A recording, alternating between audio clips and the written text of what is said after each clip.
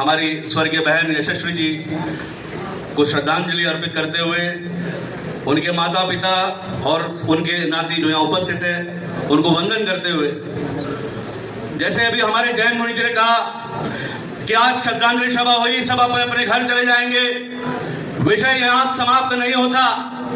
लगातार 1000 साल से लैंड जिहाद और लव जिहाद से हमारी भूमि भुगत रही है।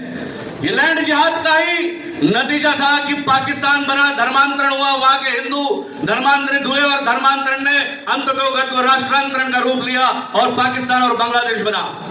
आज इस धारावी की भूमि को भी सुनियोजित षड्यंत्र की तरह हिंदू मुक्त करने का प्रयास किया जा रहा है। उसी सुनियोजित तरीके से ही हमारे की हत्या की गई।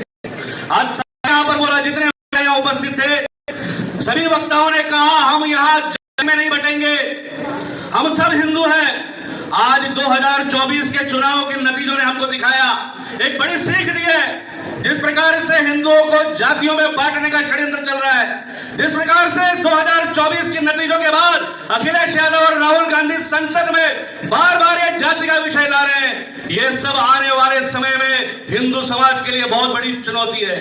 1000 साल से हमारे पूर्वजों ने ये लड़ाई लड़ी है, जहां सारी सभ्यताएं मिटकर नष्टो नाबूद हो गई, जहां सारी सभ्यताएं मिट करके आज पुरातत्व म्यूजियम में चली गई।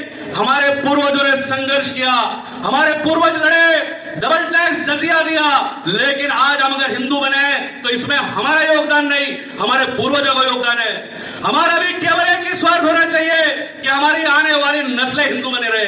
हमारा सतत काम है, जैसे अभी जैन मुनि जी ने कहा, हमारे संत ने कहा कि एक व्यक्ति को मारा जाता है रोड पर। मुझे ये भी बताया गया पुलिस उपस्थित थी, कुछ लोग वीडियो भी बना रहे थे, क्यों कोई बताने नहीं गया? कैसे हमारी बहन बेटियों की हत्या हो रही है और ये सिलसिला कब तक चलता रहेगा? और मैं इनकी इस समय पर मैं चुनौती देता हूं विश्व हिंदू परिषद बजरंग दल की ओर से। जब बजरंग दल के ऊपर से आग उठाने का प्रयास किया, तब तक बजरंगियों ने जवाब दिया है। इसी तरह से एक बहन को 2013 में मुजफ्फरनगर में छेड़ा गया था।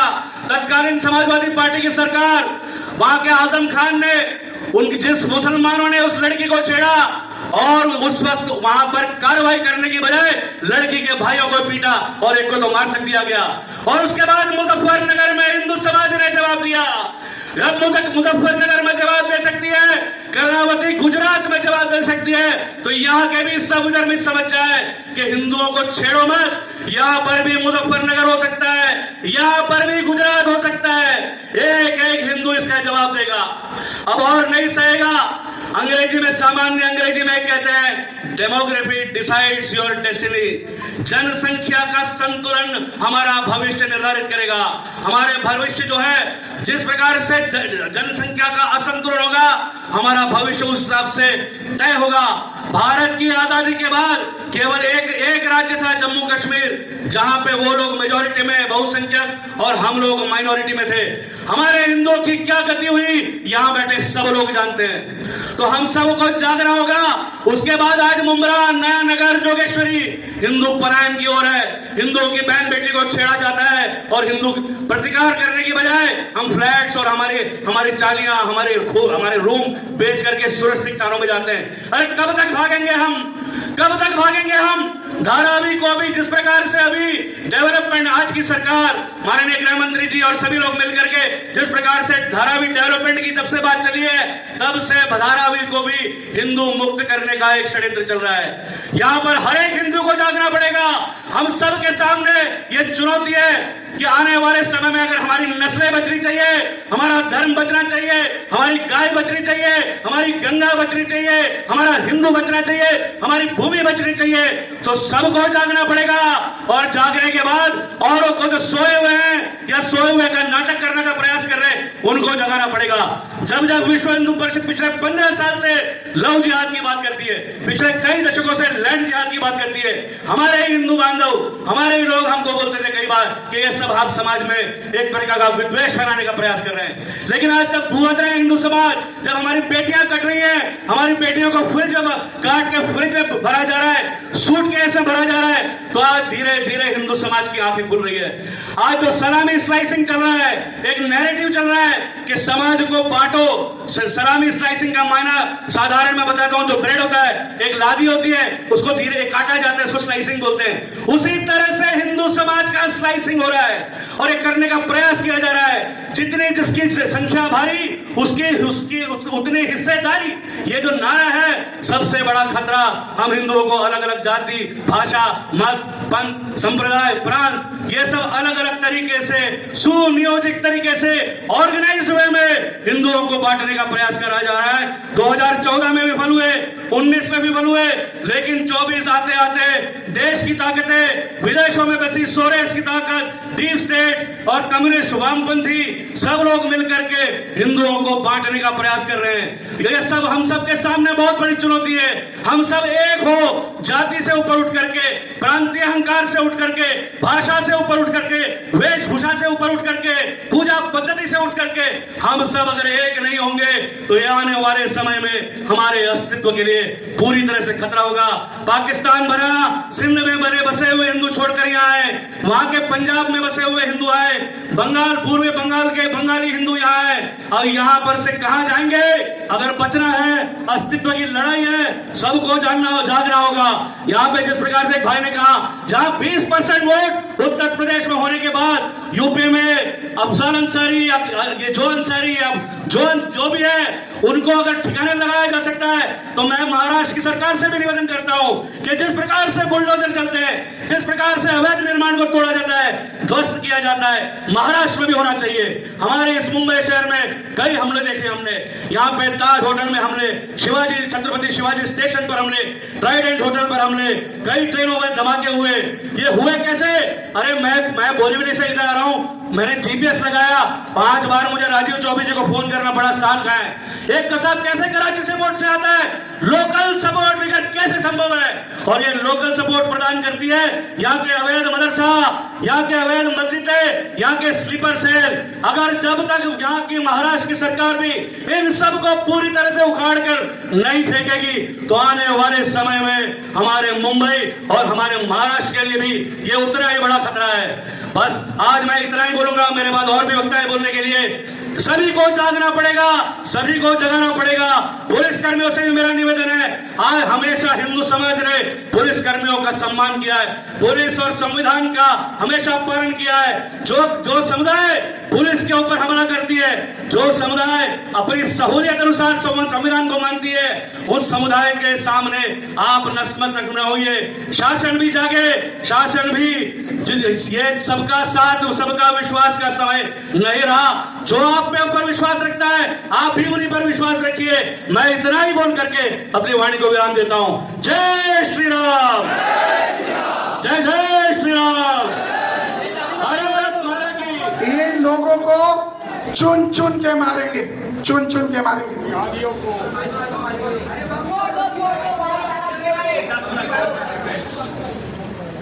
गाली दी है, गाली बता नहीं सकता महाराज। तुम्हारी माँ सिर्फ एक गया है, दूसरे की भारी है, फर्क नहीं पड़ता। आज जेल है, कल बेल है। ये हिम्मत है? चलो हाथ लगा कर बता दो, आज के बाद इस हिंदू भाइयों के पीछे हम खड़े हैं। ये जेल है क्या, बेल है क्या, ठोक है, वो हम बता देंगे। हम राज्य में हमारी सरकार है, हम कायदा व्यवस्था को हाथ में लेना नहीं चाहते, लेकिन हमारी माता बहनों और भाइयों के ऊपर अगर कोई आंख उठाएगा तो उसका आंख निकालने में भी हम कम आगे पीछे नहीं देंगे। उसके लिए सत्ता छोड़नी भी पड़ी तो हम सत्ता छोड़ने के लिए तैयार हैं। ये धारावी का तमाशा धारावी डेवलपमेंट को लेकर है। मुझे महाराज जी बता रहे थे, छापर बनाओ, मस्जिद बनाओ, फिर डेवलपमेंट में जगह लो, ड्रग्स का व्यवहार करो। मैंने पुलिस को बहुत स्पष्टता से कहा है, इसके आगे धारावी में 1 इंच भी जगह पे अगर कोई अनधिकृत बांधकाम होगा तो उसका जवाब दिया जाएगा। और अब मंगल जी आपने बहुत अच्छी बात कही, हर महीने में 28 तारीख को अरविंद को श्रद्धांजलि देने के लिए, मासिक श्रद्धांजलि देने के लिए हम सभी लोग मिलेंगे। लेकिन राजीव जी, मैं आपको बोलना चाहता हूं, जहां पर अरविंद की हत्या हुई वहां पर शहीद अरविंद वैश्य के नाम से एक चौक बनाया जाएगा। पालक मंत्री का समय लो, मेरे आमदार विकास निधि से वहां पर चौक बनाया जाएगा, ये आज मैं ऐलान करता हूं। जय श्री राम। और पालक मंत्री जी, जो चौकी कल मस्जिद से खाली हुई है, उस चौकी को भी आमदार निधि से बनाया जाएगा और उस चौकी को शहीद तुकाराम होमले का नाम दिया जाएगा, ये मैं आज वादा करता हूं। जय श्री राम।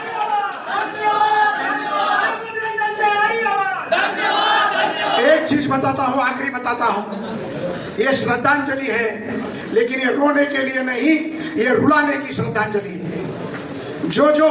जिन जिन लोगों ने हमारे वैश्य जी को, अरविंद जी को, मैं ये नहीं कहूंगा हत्या की है, जिसने उसका बलिदान देने का काम किया है, ये बलिदान व्यर्थ नहीं जाएगा।